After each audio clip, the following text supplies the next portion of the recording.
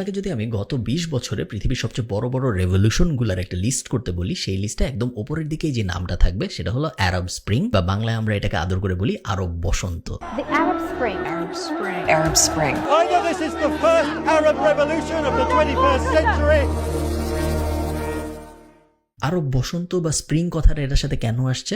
বসন্ত বা স্প্রিং কথাটা আসার কারণ হলো বসন্ত বা স্প্রিং খুব সুন্দর একটা সময়, এবং এই আন্দোলন যখন শুরু করা হয় তখন বলা হয়েছিল যে এই আন্দোলন যদি সফল হয় তাহলে খুব সুন্দর একটা স্প্রিং বা বসন্ত আসবে, যে এই বসন্তে কোনো দুর্নীতি থাকবে না, কোনো আহাজারি থাকবে না, কোনো দমন পীড়ন থাকবে না, সরকার খুব সুন্দর করে মানুষজনের সাথে কাজকর্ম করবে। এবং এই ধরনের অনেকগুলো প্রমিসের উপর ভিত্তি করেই মানুষজন আরব দুনিয়ায় রাস্তায় নেমে আসে আন্দোলন করার জন্য তাদের রেসপেক্টিভ সরকারের বিরুদ্ধে। কাগজে কলমে আন্দোলন সফল হয়। আমি 2 বছর আগে ইজিপ্টে গিয়েছিলাম এবং তেহরিন স্কোয়ারে আমি এই আন্দোলনের ব্যাপারে অনেক কথা গোপনে রেকর্ড করেছিলাম, কারণ তেহরিন স্কোয়ারে কিন্তু আজকেও ভিডিও রেকর্ড করতে দেয় না, ওখানে অনেক পুলিশ থাকে এবং এই আন্দোলনের কথাবার্তা অনেক সময় দমায় রাখা হয়। আপনারা গোপন ক্লিপটা দেখে আসেন এবং তারপরে আমি আপনাদের বলতেছি কেন এই আন্দোলনের কথাটা এই মুহূর্তে বাংলাদেশের জন্য খুব বেশি সিগনিফিক্যান্ট।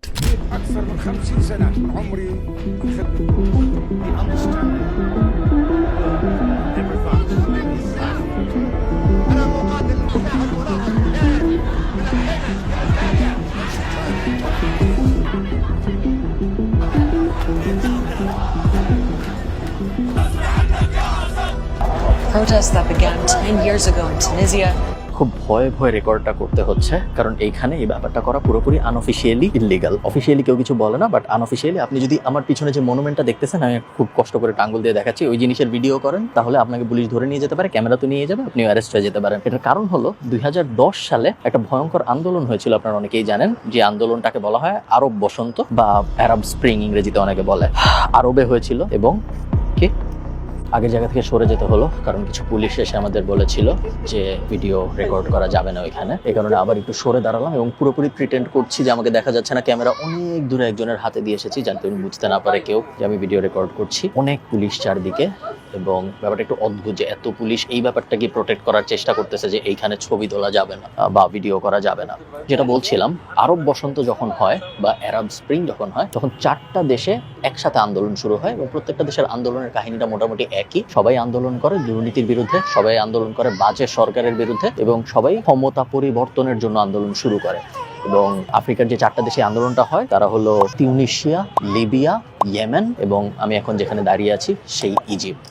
ইজিপ্টে এই আন্দোলনটা শুরু হয় যেখানে, ওই জায়গাটাই আমি এখন এক্স্যাক্টলি দাঁড়িয়ে আছি, জায়গাটার নাম হলো তাহরিন স্কোয়ার। আমি এখন যেখানে দাঁড়িয়েছি তার ঠিক একটু পিছনে, যেখানে আপনারা ওই মনুমেন্টটা দেখছেন, লম্বা মনুমেন্টটা, ওই লম্বা মনুমেন্টটার নিচে এবং তার চারদিকে একই দিনে 900-র মতো মানুষ অফিসিয়াল হিসাব মতোই মারা যায়, এবং আরো অসংখ্য মানুষ আহত হয়, অসংখ্য মানুষ গুম হয় এবং অসংখ্য মানুষ অ্যারেস্ট হয়। আমি এখন যেখানে দাঁড়িয়ে আছি তার থেকে কয়েক কিলোমিটার দূরে আলেকজান্দ্রিয়া নামে একটা শহর আছে। শহরটা অনেক বিখ্যাত, কারণ আলেকজান্দ্রিয়া ব্যাপারটাও অনেক জনপ্রিয়। আলেকজান্দ্রিয়ায় পৃথিবীর সবচেয়ে বড় লাইব্রেরি ছিল, যেটা হারিয়ে গিয়েছে পানির নিচে। এরকম অনেক ধরনের লোকগাথা আছে এখনো। এই আলেকজান্দ্রিয়ায় একটা লোক ছিল, ওই লোকের নাম ছিল খালেদ।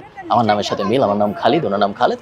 খালিদ এগুলো মুসলিমদের জন্য খুব খুব পরিচিত একটা নাম, আপনারা জানেন। তো এই খালিদ লোকটা সাইবার ক্যাফেতে বসে একটা ভিডিও আপলোড দিয়েছিল, যে ভিডিওটা ছিল ইজিপ্ট পুলিশের দুর্নীতি নিয়ে। ইজিপ্ট পুলিশ ড্রাগ কারবারি নিয়ে একটা দুর্নীতি করেছিল, এবং এই ব্যাপারটা এই লোক নিজে রেকর্ডও করেনি, জাস্ট পাবলিশ করেছিল বা শেয়ার করেছিল একটা সাইবার ক্যাফে থেকে। তাকে বের করে আনা হয় এবং তারপরে তাকে মেরে ফেলা হয়। তাকে শুধুমাত্র যে মেরে ফেলা হয় তা না, তাকে পিটিয়ে মেরে ফেলা হয়, এবং এই পিটিয়ে মেরে ফেলার ভিডিও 2-3 দিনের মধ্যেই ভাইরাল হয়ে যায় সব জায়গায়। এই জিনিস যখন ভাইরাল হয়ে যায় তখন মানুষ ফুঁসে ওঠে এবং সবাই বলে যে না, আমাদের করতে হবে, এবং তখন এই প্রোটেস্টটা শুরু হয়। এই প্রোটেস্টটা পুরোটাই করা হয়েছিল টেকনোলজি ব্যবহার করে। ফেসবুকে গ্রুপ খোলা হয়, যে গ্রুপের নাম দেওয়া হয় আমার নাম খালেদ। টুইটারে আই এম খালেদ এই হ্যাশট্যাগটা শুরু হয়, এবং আস্তে আস্তে এই তেহরিন স্কোয়ারে মানুষ জমা হওয়া শুরু হয়। ওই সময় বিভিন্ন নিউজ আমি শিওর আপনারা দেখেছেন, আমি তখন ইউনিভার্সিটিতে পড়ি। 1981 সাল থেকে হোসনে মোবারক ইজিপ্ট শাসন করছিল। আপনি চিন্তা করেন, 1981 সাল থেকে 2010 সাল পর্যন্ত হোসনে মোবারক নর্মালি ইজিপ্ট শাসন করে গেছে। এবং ইজিপ্টের ক্ষেত্রে একটা কথা বলা হয় যে গত 4000 বছরে, 2015 সাল পর্যন্ত, গত 4000 বছরে এমন কোনো শাসক ছিল না, ইনক্লুডিং বর্তমান যুগের প্রাইম মিনিস্টার, প্রেসিডেন্ট, এমন মানুষজন, এমন কেউ ছিল না যে স্বেচ্ছায় ক্ষমতা ছেড়ে দিয়েছে। তাদের হয় মেরে ফেলা হয়েছে বা তারা নিজেরা মরে গেছে এবং তারপরে রিপ্লেস হয়েছে, কেউ ক্ষমতা ছেড়ে দেয়নি। হোসনে মোবারক এরকম ছিল, সে ক্ষমতা ছাড়তে চায় নাই। অনেক আন্দোলন হয়েছে, অনেক দুর্নীতি হয়েছে, পুরো দেশ শেষ করে ফেলছে, বাট সে ক্ষমতা ছাড়তে রাজি হয় নাই কখনো। আন্দোলনটা যখন শুরু হয় তখন মাত্র কয়েক দিনের মধ্যে ও ক্ষমতাচ্যুত হয় এবং ও পালায় যেতে বাধ্য হয়। কোনো প্রেসিডেন্ট যখন পদত্যাগ করে তখন যা হয় তাই হয়েছে। মার্শাল ল শুরু হয়, আর্মি পুরো দেশ দখল করে ফেলে এবং আর্মির হাতে 1 বছরের মতো দেশটা থাকে, তারপরে ইলেকশন হয় এবং তারপরে নতুন সরকার আসে, নতুন সরকারও মোটামুটি খারাপ। তো কথা যেটা আসে সবার মনে সেটা হলো আসলেই কি এই আরব স্প্রিং ব্যাপারটা সফল হয়েছে? আমার এখান থেকে যেতে হবে, আবার পুলিশ আসছে, বাকি আলাপ আমি আপনাদের সাথে অন্য কোনো লোকেশনে যেয়ে করছি। এই ভিডিওর স্পন্সর ট্যাপসেন্ড এবং বাংলাদেশের বর্তমান রেমিটেন্স ক্রাইসিসের মধ্যে এরকম একটা অ্যাপের ভূমিকা নিয়ে আমি আপনাদের সাথে একটু পরে কথা বলতেছি, বাট একটু আন্দোলনের রেজাল্টটা আপনাদের বলি। আরব স্প্রিং আসলে কি হয়েছিল?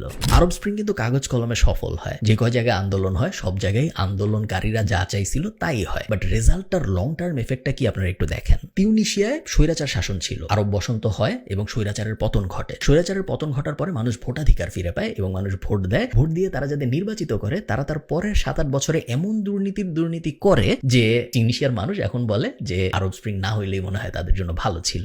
ইজিপ্টের স্বৈরাচার ছিল হোসনে মুবারক। হোসনে মুবারককে সরায় নিয়ে আসা হয় আব্দুল ফাত্তাকে। হোসনে মুবারক যখন ছিল ইজিপ্টের স্বৈরাচার তখন $1 6 ইজিপশিয়ান পাউন্ড পাওয়া যেত এবং গত 2 বছরের হিসাব যদি আপনি দেখেন $1 হয়ে গেছে 42 ইজিপশিয়ান পাউন্ড। ইজিপ্ট হয়ে গেছে পৃথিবীর সবচেয়ে বেশি ঋণ নেয়া দেশগুলোর একটা। ইজিপ্টের ইনফ্লেশন হয়ে গেছে পৃথিবীর সবচেয়ে বাজে ইনফ্লেশন গুলার একটা। এবং ইজিপ্টের ইকোনমির অবস্থা, ইজিপ্টের জুডিশিয়ারির অবস্থা, ইজিপ্টে একদম গলিতে গলিতে দুর্নীতি হয়, ইজিপ্টে একদম গলিতে গলিতে ঘুষ নেওয়া হয়, যেটা আপনি অন্য অনেক দেশে ইভেন বাংলাদেশেও আসলে কল্পনাও করতে পারবেন না, এত খারাপ অবস্থা ইজিপ্টের। তিউনিসিয়া আর ইজিপ্টের কথা আমি বাদই দিলাম, বাকি 3টা দেশের অবস্থা কিন্তু আরো খারাপ হয়েছে। সিরিয়া, লেবানন এবং ইয়েমেন, এই 3টা দেশে আরব স্প্রিং হয়েছিল এবং এই 3টা দেশ আরব স্প্রিং এর পরে ভয়ঙ্কর রকম বাজে বাজে যুদ্ধে জড়ায় পড়ে। আপনারা জানেন সিরিয়ায় কি হয়েছে, আপনারা জানেন লেবাননে কি হয়েছে। এগুলো নিয়ে ভিডিও করতে গেলে আলাদা অনেকগুলা ভিডিও লাগবে, কারণ এটার ভিতরে অনেক জিওপলিটিক্যাল ব্যাপার স্যাপারও জড়িত। শুধুমাত্র এই দেশগুলোর ফল্ট না, বাট প্রত্যেকটা দেশের অবস্থা, যেটা আমি পয়েন্ট মেক করতে যাচ্ছি, প্রত্যেকটা দেশের অবস্থা আসলে আরব স্প্রিং এর পরে আনফরচুনেটলি আরো খারাপ হয়ে গেছে। যেরকম বসন্তের স্বপ্ন দেখা হয়েছিল সেরকম বসন্ত অ্যাচিভ করা যায় নাই। বিভিন্ন স্কলাররা ওই আরব স্প্রিং এর পর থেকে আজকে পর্যন্ত, টাইমস বলেন, হার্ভার্ড বলেন, সবাই অনেক রিসার্চ করেছে যে এত বড় একটা আন্দোলন, পুরো আরব নিয়ে যে আন্দোলনটা হইলো, এতগুলা দেশের ইনভলভমেন্ট যে আন্দোলনে, এরকম আন্দোলনগুলো এত পাওয়ারফুল সরকারকে ফেলে দেওয়ার পরেও কেন সফল হইতে পারলো না? কেন লং টার্মে অনেক মানুষ ভাবতেছে যে আরব স্প্রিং না হইলেই ভালো হইতো, বা আরব স্প্রিং এ আমরা হ্যাপি না আরব স্প্রিং এর রেজাল্ট দিয়ে। এবং এই অনেক অ্যানালাইসিসের পরে 4টা ব্যাপার পাওয়া গেছে, যে 4টা ব্যাপার যদি এনশিওর করা যায় তাহলে এইটা এনশিওর করা যাবে যে বাংলাদেশের অবস্থাও যেন এই আরব স্প্রিং এর দেশগুলোর মতো না হয়। জাস্ট এই 4টা ব্যাপার যদি আমরা ঠিক করতে পারি তাহলে আমি বিশ্বাস করি বাংলাদেশ অনেক অনেক সুন্দর একটা ভবিষ্যৎ পাবে এবং এই আরব স্প্রিং এ যা হয়েছে এরকম কোনো কিছুই বাংলাদেশের সাথে হবে না। আচ্ছা, যেটা আমি বলছিলাম, এই ভিডিও স্পন্সর করেছে ট্যাপসেন্ড। ট্যাপসেন্ড হলো নন রেসিডেন্সিয়াল বাংলাদেশিদের দেশে টাকা পাঠানোর একটা অ্যাপ এবং ইকোনমির অবস্থা খুবই খারাপ। আপনারা জানেন বিদেশ থেকে ফরেন রেমিটেন্স পাঠানো এখন আসলে খুবই জরুরি। আমরা কোভিডের মাঝামাঝি সময় শুনেছিলাম আমাদের রিজার্ভ ছিল $41 বিলিয়ন বা $48 বিলিয়ন। ওটা ছিল আমাদের একদম হাইয়েস্ট। বাংলাদেশের ইতিহাসে এত বেশি ফরেন কারেন্সি আমাদের রেমিটেন্সে জমা ছিল না কখনোই। বাট রিসেন্ট সবচেয়ে লাস্ট আমরা যে ফিগারটা পেয়েছি সেটা ছিল $14 বা $15 বিলিয়ন, যেটা দিয়ে 3 থেকে 6 মাস বাংলাদেশের পক্ষে চলা সম্ভব, এর বেশি না। তাও মাসখানেক হয়ে গেছে এই ফিগারটা পাওয়ার। তারপরে কি হয়েছে আমরা আসলে জানি না, কারণ তারপরে আর কোনো ফিগার বাংলাদেশ ব্যাংক পাবলিশ করে নাই এখন পর্যন্ত, যখন আমি এই ভিডিওটা রেকর্ড করতেছি তখন পর্যন্ত। সো আপনি যদি এমন হয়ে থাকেন যিনি বিদেশ থেকে দেশে টাকা পাঠান, তাহলে আপনার অবশ্যই উচিত প্রপার চ্যানেল মেইনটেইন করে রেমিটেন্স পাঠানো, কারণ এই মুহূর্তে বাংলাদেশের আপনার রেমিটেন্সের অনেক দরকার। ট্যাপসেন্ড ব্যবহার করার 5টা বেনিফিট আছে। ওদের অ্যান্ড্রয়েড এবং iOS 2টা অ্যাপই আছে, আপনি যে কোনো অ্যাপ ইউজ করতে পারেন। ফার্স্ট বেনিফিট হইল জিরো ফিজ অন ট্রান্সফার। টাকা পাঠাইতে বা যিনি টাকা রিসিভ করবেন তার টাকা রিসিভ করতে কোনো এক্সট্রা খরচ হয় না। সেকেন্ড বেনিফিট, খুব ভালো এক্সচেঞ্জ রেট। আপনি যখন টাকা পাঠাবেন আপনি দেখবেন খুব ভালো একটা এক্সচেঞ্জ রেটে ডলার টু বিডিটি বা ইউরো টু বিডিটি কনভার্সন হচ্ছে। 3 নম্বর বেনিফিট, ফ্লেক্সিবল পেমেন্ট মেথড। আপনি যাকে টাকা পাঠাচ্ছেন তার বিকাশ অ্যাকাউন্টে, তার নগদ অ্যাকাউন্টে, কুপন পিন ব্যবহার করে, তার ব্র্যাক ব্যাংকে, অন্য যে কোনো ব্যাংকে অনেকভাবেই টাকা আপনি তাকে পাঠিয়ে দিতে পারতেছেন, কোনো একটা প্ল্যাটফর্ম ডিপেন্ডেন্সি থাকে না। 4 নম্বর বেনিফিট, কুইক ট্রান্সফার স্পিড। খুব তাড়াতাড়ি টাকা চলে যায়, আপনি যাকে টাকা পাঠাচ্ছেন তার নির্দিষ্ট কাল পর্যন্ত অপেক্ষা করতে হয় না। UK, USA, UAE, Europe, Canada, এই 5 জায়গায় এই মুহূর্তে ট্যাপসেন্ড অ্যাভেলেবল।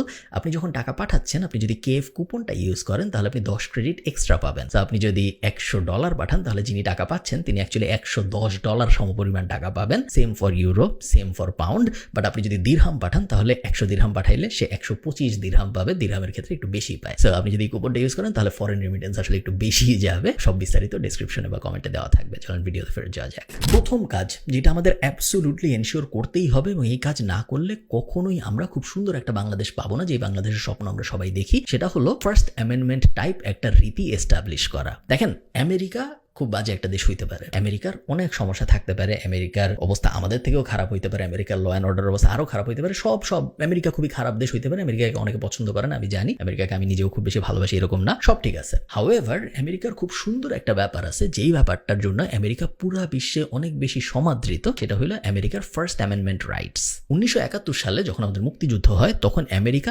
তাদের সংবিধান সংশোধন করে ফার্স্ট অ্যামেন্ডমেন্ট রাইটস বলে একটা ব্যাপার ইনক্লুড করে, এবং এটা একদম ঐতিহাসিক একটা ব্যাপার, কারণ এই ফার্স্ট অ্যামেন্ডমেন্ট রাইটস আমেরিকান সাধারণ মানুষকে একটা স্পেসিফিক পাওয়ার দেয়, যে পাওয়ারটা আমাদের মতো মানুষদের জন্য খুব বেশি দরকার। ফার্স্ট অ্যামেন্ডমেন্টে আমেরিকার সরকার 5টা ব্যাপার আমেরিকার সাধারণ সিটিজেনদের জন্য এনশিওর করে, যে 5টা ব্যাপার আমার মতে বাংলাদেশের মানুষদের জন্য অত্যন্ত অত্যন্ত জরুরি, এবং এই ফার্স্ট অ্যামেন্ডমেন্ট ব্যাপারটা যদি আমরা এনশিওর করতে পারি আমাদের সংবিধানে, তাহলে আমাদের 99% প্রবলেম অটোমেটিক্যালি সলভ হয়ে যাবে। সো ফার্স্ট অ্যামেন্ডমেন্টের 5টা ব্যাপার কি কি? 1 নম্বর ব্যাপার ফ্রিডম অফ রিলিজিয়ন।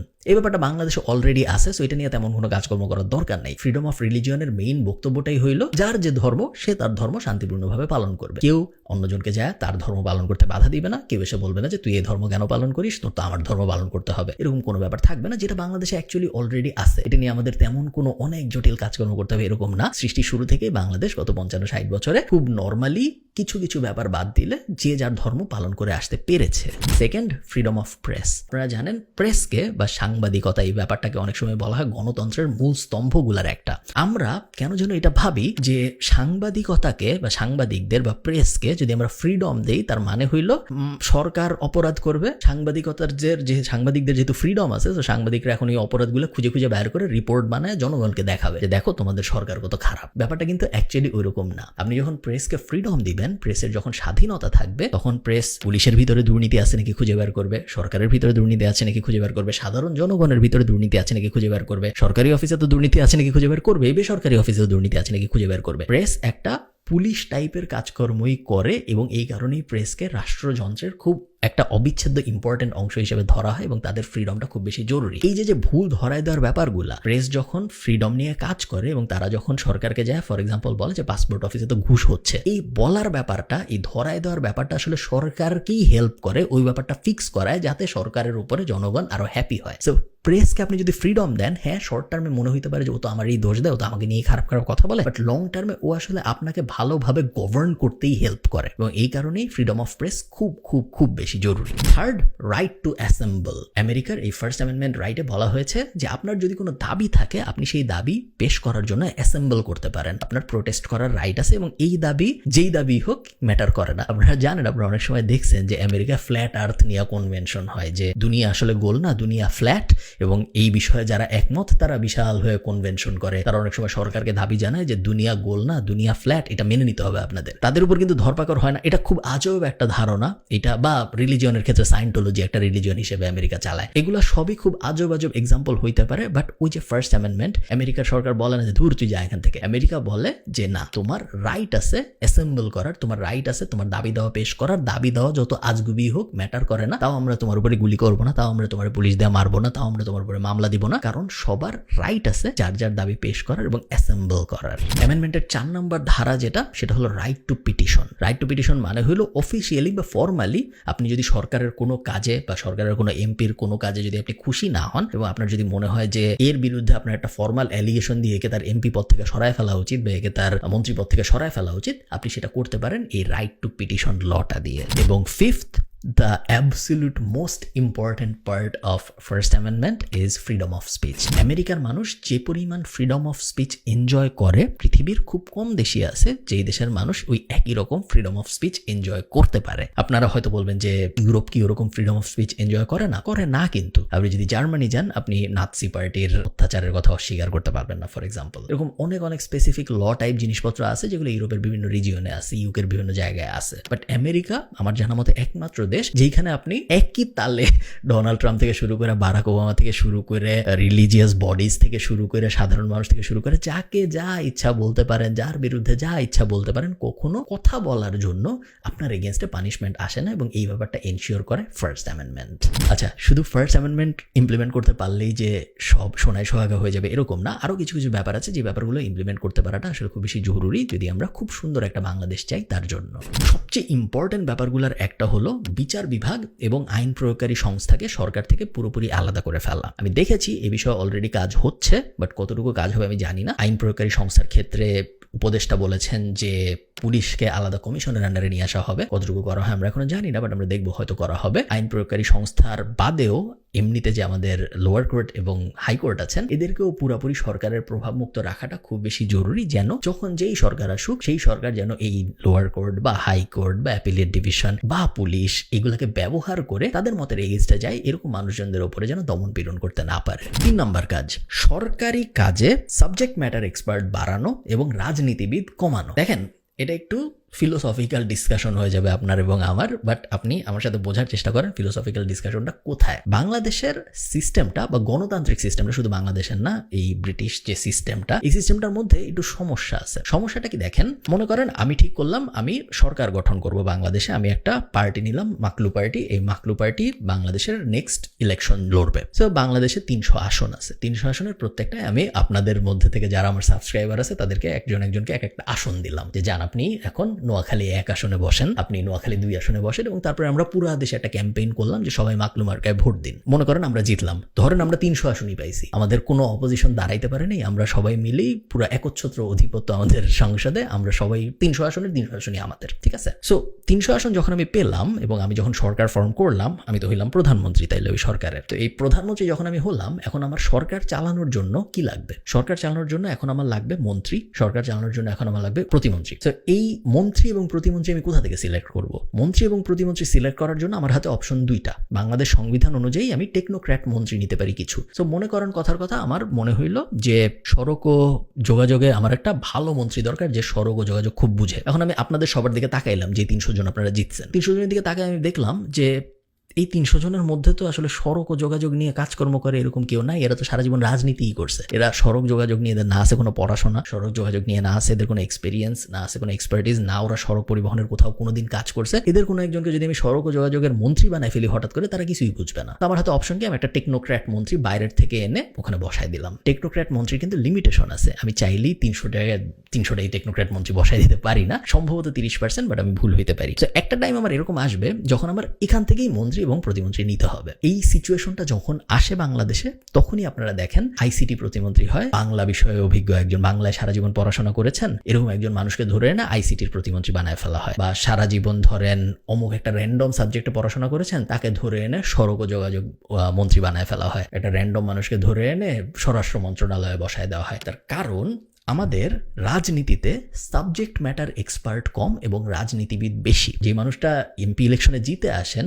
বাংলাদেশে, আওয়ামী লীগ হোক, বিএনপি হোক, অন্যান্য যে কোনো পার্টি হোক, তার কোনো একটা সাবজেক্ট ম্যাটারে এক্সপার্ট হওয়ার চান্স খুব কম এবং তার রাজনীতিবিদ হওয়ার চান্স খুব বেশি। এবং যখন এভাবে 300 আসন থেকে 300 রাজনীতিবিদ উঠে আসেন এবং সাবজেক্ট ম্যাটার এক্সপার্টরা তো আসলে রাজনীতি করবে না, তারা তো তাদের ক্যারিয়ারে বিজি, তারা তো তাদের লাইফে বিজি। সো তারা যখন তাদের ক্যারিয়ারে বিজি, তারা যখন লাইফে বিজি, তখন যে ভ্যাকিউমটা, ওই ভ্যাকিউমটা কে ফিল আপ করবে? এমন মানুষ ফিল আপ করবে যাদের আসলে তেমন কোনো কাজকর্ম নাই। এমন মানুষ যখন রাজনীতিতে আসবে এবং এমন মানুষ যখন এমপি ইলেকশন করে জিতবে, তারপরে সে যখন যে মন্ত্রী হবে, প্রতিমন্ত্রী হবে, তখন তাহলে আমরা এই ডিভিশনগুলোর উপরে এমন মানুষকে বসাই দিলাম, সে আসলে ওই বিষয়ে তেমন কিছু জানে না। হ্যাঁ, তার সরকারি গভর্নেন্স সিস্টেম আছে, তার আমলাতন্ত্র আছে, সে সবকিছু চালাইতে পারে। বাট আপনি চিন্তা করেন, মনে করেন আপনি একটা আইটি কোম্পানি চালান। এখন আপনার আইটি কোম্পানিতে আপনি একজন মানুষকে হায়ার করবেন। আমি আপনাকে বললাম আপনার হাতে 2টা অপশন। গত 20 বছর ধরে জনগণের জন্য অনেক কাজ করছে এরকম একজন মানুষকে আপনি আইটি কোম্পানিতে নিতে চান, নাকি গত 20 বছরে আইটি বিষয়ে পড়াশোনা করছে, আইটি বিষয়ে একটা কোম্পানিতে চাকরি করছে, আইটি বিষয়ে একটা কোম্পানি চালাইছে, আইটি বিষয়ে এক্সপার্টিস আছে এমন একটা মানুষকে আপনার কোম্পানিতে সিইও বানাইতে চান? জনগণের জন্য কাজ করা অনেক ভালো, বাট জনগণের জন্য অনেক কাজ করছে বলেই সে এসে একটা আইটি কোম্পানির সিইও হয়ে আইটি কোম্পানিকে ভালো করতে পারবে? নট নেসেসারি, কারণ দুইটা পুরোই দুই জিনিস। এই সমস্যাটা, এই ফান্ডামেন্টাল সমস্যাটার কারণেই অনেক সময় দেখা যায় আমাদের রাজনীতিবিদরা বা এই রাজনৈতিক সিস্টেমটা চাইলেও অনেক ভালো কিছু করতে পারে, আমাদের ভালো কিছু করার এক্সপার্টিসটাই আসলে নাই, কারণ আমাদের সিস্টেমটাই এমন যে সিস্টেম থেকে এক্সপার্ট মানুষ উঠে আসবে না কখনো। ফোর্থ, যেটা লাস্ট, ভিডিও অনেক বড় হয়ে গেছে, আমি শেষ করবো, সেটা হলো কমন সেন্স অ্যাপ্লাই করা। আমরা যদি আবার ভোট দিতে যাই কখনো, আমরা যদি ভোট দেওয়ার সুযোগ পাই, আমরা যখন ভোটটা দিব, আমরা যখন মার্কাগুলার দিকে তাকাবো, আমরা যখন মানুষগুলার নামের দিকে তাকাবো, তখন আমরা একটা কমন সেন্স অ্যাপ্লাই করার চেষ্টা করব। কমন সেন্সটা এইরকম যে একটা কাউন্সিলর বা একটা এমপি, ধরেন একজন এমপির বেতন হয় 85,000 টাকা বা 90,000 টাকা, 1,05,000 টাকা, এরকম একটা এমপির বেতন হয়। খুব বেশি আহামরি বেতন হয় এরকম না।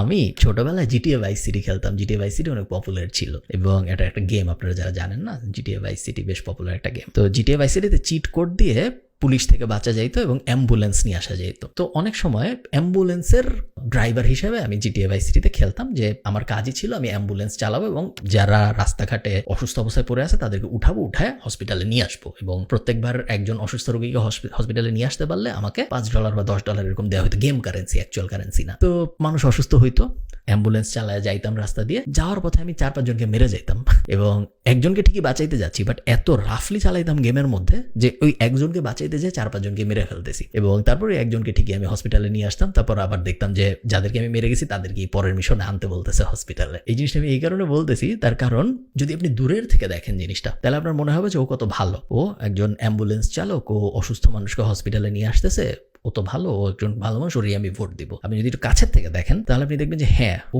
আমার উন্নতি করতে চায়, একজনের তো উন্নতি করতেছে, বাট ওই একজনের উন্নতি করতে যাওয়ার 5 জনের ক্ষতি করে ফেলতেছে, 5-6 জনকে মেরে তারপরে একজনের উন্নতি করতেছে। এই উন্নতির যে করতে চাচ্ছে তাকে কি আসলে আমার ভোট দেওয়া উচিত? তো আমাদের রাজনীতিটা অনেক ক্ষেত্রে এরকম হয়ে গেছে, এবং এই কারণে যখন আপনাকে কেউ এসে বলবে হঠাৎ করে, আপনার দরজায় নক করে কেউ বলবে যে আমাকে ভোট দিয়েন, তার কারণ আমি চাই আপনার উন্নতি করতে, তখন আপনি একটু কমন সেন্স অ্যাপ্লাই করে চিন্তা করবেন যে এই 1,05,000 টাকা বেতনের চাকরি করবেন আপনি, এই চাকরি করার জন্য আপনি এত স্যাক্রিফাইস করতেছেন, গত 20 বছরে আপনি কিছু করেন নাই, রাজনীতি করছেন জাস্ট আমার উন্নতি করার জন্য, আমার জন্য আপনার এত মন কাঁদে, এই আসনটার জন্য, এই ঢাকা 10 আসনের জন্য আপনার এত মন কাঁদে যে আপনি আপনার সব কিছু ছেড়ে ছুড়ে শুধুমাত্র আমার উন্নয়ন করার জন্য এত স্যাক্রিফাইস করতেছেন, এত স্যাক্রিফাইস করে ইলেকশন করতেছেন। এটা কি আসলে সত্যি?